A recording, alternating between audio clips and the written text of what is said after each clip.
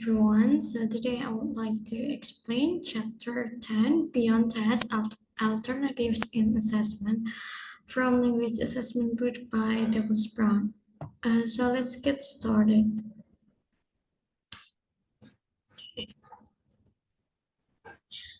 Okay, first the dilemma of maximizing both practicality and washback.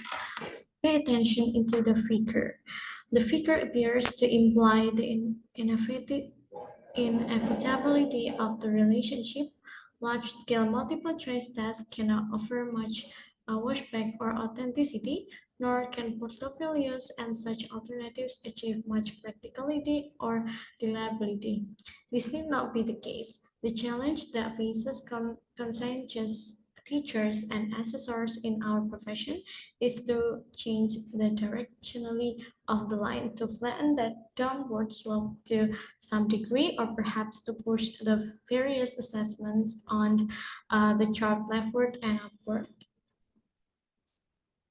And then performance-based assessment. The following are characteristic of performance assessment. Students make constructive response. They engage in higher order thinking with open-ended tasks.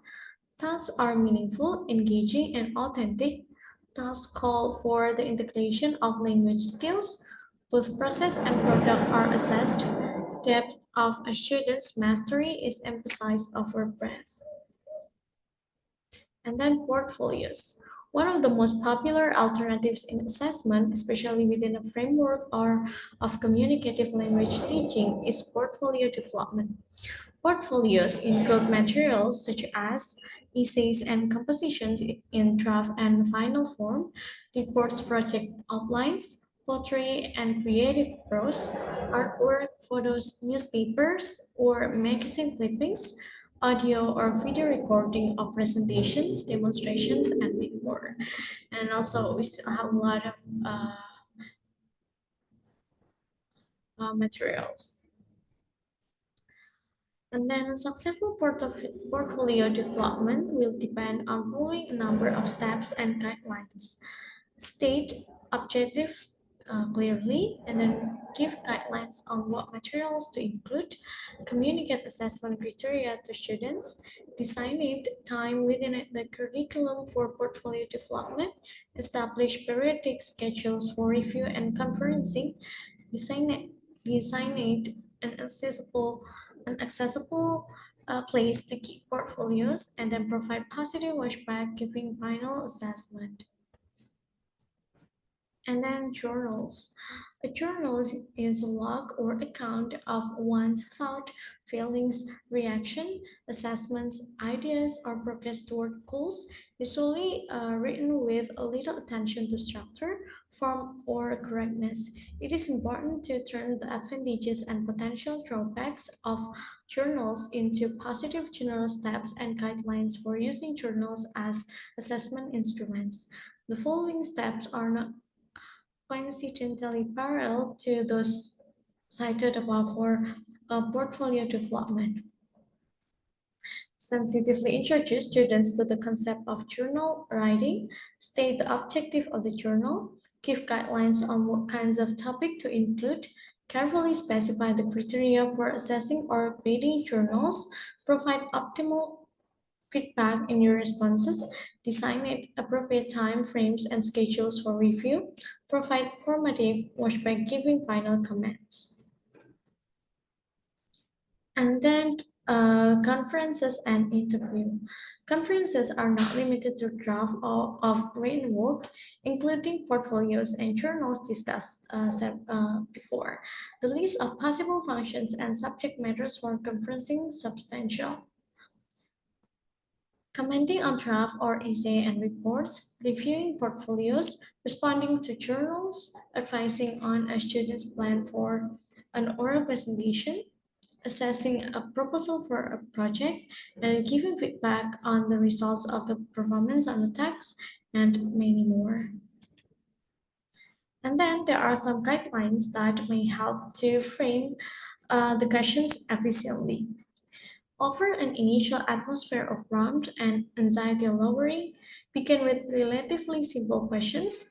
Continue with level check and probe questions, but adapt to the interviewee as needed. Frame questions simply directly.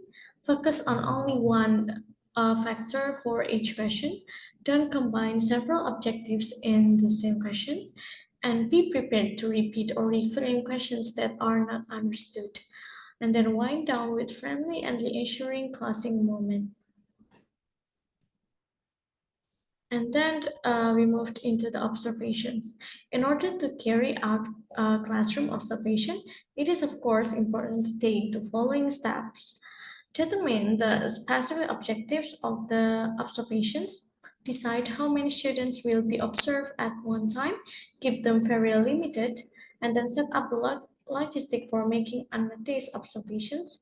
Design a system for recording observed performances.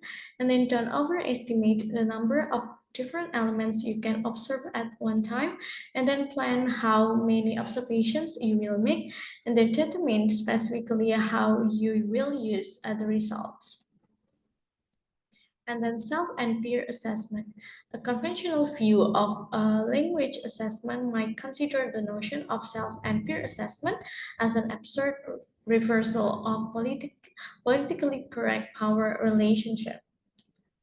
The first types of self and peer assessment. Assessment of specific performance in this category uh, the first assessment of specific performance.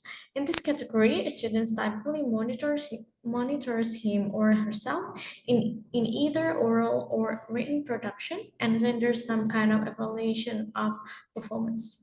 And then indirect assessment of general competence. In the indirect self or peer assessment targets larger slice of time with a view to rendering an evaluation of general ability as opposed to one specific, relatively time-constrained performance. And then metacognitive assessment.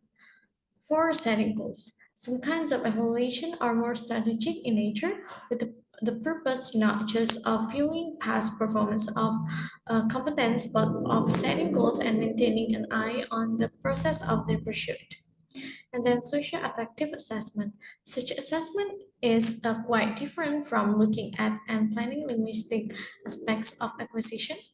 It requires looking at oneself through a psychological lens and may not differ greatly from self-assessment across a number of subject matters areas or for any setting of personal skills. And then student-generated tests.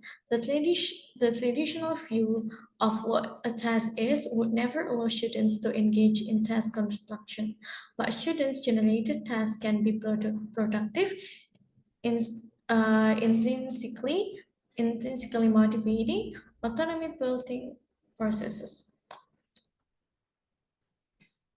And then the guidelines. Four guidelines will help teachers bring these intrinsically motivating tasks into the classroom successfully. First, tell students the purpose of the assessment, and then define the task clearly, and then encourage impartial evaluation of performance or ability, and then ensure beneficial washback through follow-up tests. And then a taxonomy of self and peer assessment tasks. To sum up the possibilities for self and peer assessment, it is helpful to consider a variety task within each of the four skills. You can see here we have listening task, speaking task, reading task, and also writing task. Okay, so that's all about chapter 10. Thank you for your attention and see you.